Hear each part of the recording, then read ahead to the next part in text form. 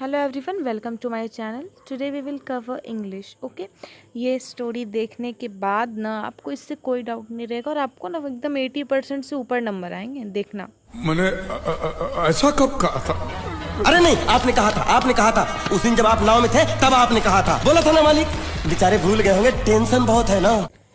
Trump of surgery में जो हमारे 3 कैरेक्टर हैं जो कि वर्क करेंगे इस पूरे स्टोरी में, वो है पहला ट्रिकी, जो कि एक कुत्ता है।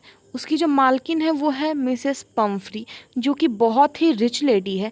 इसके अलावा जो तीसरा कैरेक्टर है वो है हमारे डॉक्टर, डॉक्टर हैरियट। ये जो डॉक्टर हैं ये एक बहुत ही बड़े वेटनरी हैं। वेटनरी वो होते हैं, वेटनरी सर्जन है। वेटनरी सर्जन वो होता है जो एनिमल की डिजीज़ को, एनिमल की प्रॉब्लम को क्योर करने में हेल्प करता है। ठीक है। ट्रम्प का मतलब होता है विक्ट्री और सर्जरी का मतलब होता है ऑपरेशन। तो एक ऑपरेशन के ऊपर जीत की ये पूरी समरी होने वाली है हमारे इस चैप्टर की। तो स्टार्ट करते हैं। तो जैसा कि आप फिगर में देख पा रहे हैं, यही तीनों कैरेक्टर हैं। ये बात यूँ कहानी से शुरू होती है ना कि मिसेस पम्फ्री जो होती है, उन्हें लगता है ना कि मेरा कुत्ता अगर सो रहा है या कम खेल रहा है या फिर उसे अगर कुछ भी हुई है तो इसका मतलब यही है कि मुझे उसे मील देनी चाहिए, मुझे उसे खाना देना चाहिए, मुझे उसे ज़्यादा से ज़्यादा खाना देना चाहिए। मैं उसे जितना खाना दूंगी वो उतना अच्छा होगा। ठीक है। और इसके अलावा जो ट्रिकी था वो कभी भी खाना को मना नहीं करता था, यानी आप उसे जो भी खाना दो वो उसे ले लेगा। मतलब कभी भी वो उस फूड को फूड को नहीं कहना वो जानता ही नहीं था।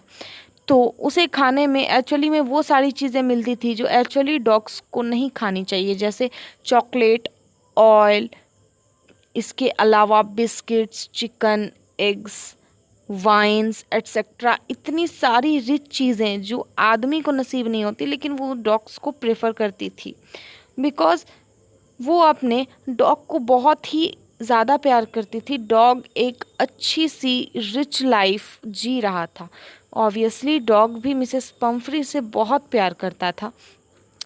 एक दिन हुआ ना यूँ कि डॉक्टर ना पार्क में अपनी कार लेकर आए और उन्होंने देखा कि ट्रिकी की हालत बहुत ख़राब हो चुकी थी। ट्रिकी बहुत ही ज़्यादा मोटा हो चुका था। वो इतना ज़्यादा मोटा हो चुका था कि वो बहुत ही ज़्यादा सुस्त फील करता था। वो कुछ यूँ दिखता था कि एक बर्गर के चारों तरफ 4 पैर हो। ट्रिकी को उन्होंने कुछ यूँ संबोध किया है कि ट्रिकी एक मोटा पाव रोटी लग रहा था।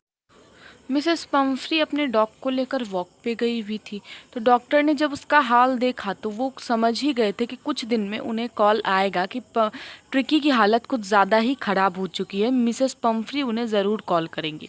मिसेस पम्फ्री ने डॉक्टर को कहा कि देखिए, इसकी हालत पहले से भी बिगड़ रही है, ये लेज़ी फील करता है, एनर्जेटिक नहीं रहता, खेलता नहीं, अब तो ये अच्छे से खाना भी नहीं खाता। डॉक्टर ने बोला, मैंने बोला था कि आप इसके स्वीट यानी मीठे में कटौती कर दो, क्या आपने किया? तो उन्होंने बोला, हाँ मैंने पहले ट्राई किया था, लेकिन फिर मैं जब इसके चेहरे को देखती हूँ तो मुझे फाइनली इस पर बहुत ही ज़्यादा दया आ जाती है, तो मैं अपने आप को रोक नहीं पाती और मैं ना इसे मीठा भी खिला देती हूँ। मुझे लगता है ना कि मेरा ट्रिकी कमज़ोर है। उसके बाद डॉक्टर अपने कार में बैठकर चले जाते हैं और कुछ दिन के बाद मिसेस पम्फ्री डॉक्टर को कॉल करके बोलती है कि मेरे डॉग की हालत अब काफ़ी ख़राब हो चुकी है, वो खुद से उठ भी नहीं पा रहा, वो पिछले 2 दिन से कुछ खाया भी नहीं है, मुझे बहुत ही ज़्यादा चिंता हो रही है।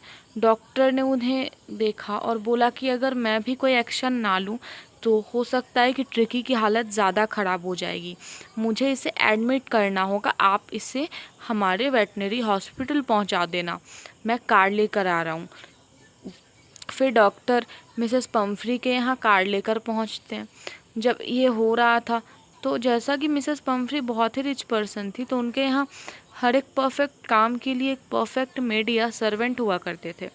तो उसी के लिए ट्रिकी की सारी काम वगैरह के लिए भी कोई ना कोई था, यानी उसके बेडशीट समेटने के लिए कोई, फूड की सर्विस कोई और देखता था, उसे क्लीन करने की, वॉकिंग करवाने की, सारी की कुछ ना कुछ अलग देखता, मतलब कुछ ना कुछ होता रहता था।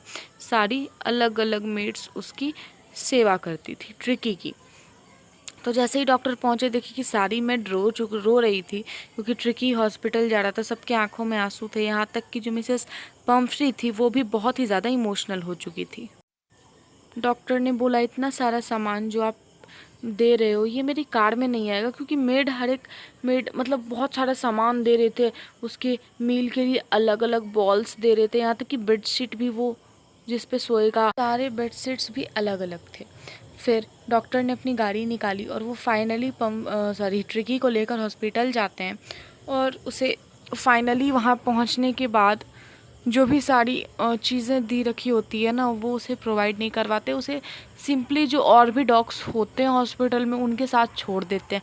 उन्हीं के साथ वो दौड़ के धूल में खेलता है, वो जितना चल पाता है चलता है, अगल बगल डॉग्स को देखकर वो वैसे ही करता है। उसे माहौल देते हैं, उसे डॉग्स के माहौल में अच्छा फील होता है।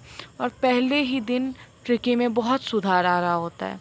उसे उन्होंने सिर्फ 2 से 3 दिन तक पानी पिलाया था, खाने को भी कुछ नहीं दिया था। फिर उन्होंने इन्फॉर्म किया मिसेस पम्फ्री को कि डॉग की हालत बहुत ही ज़्यादा अब ठीक हो चुकी है।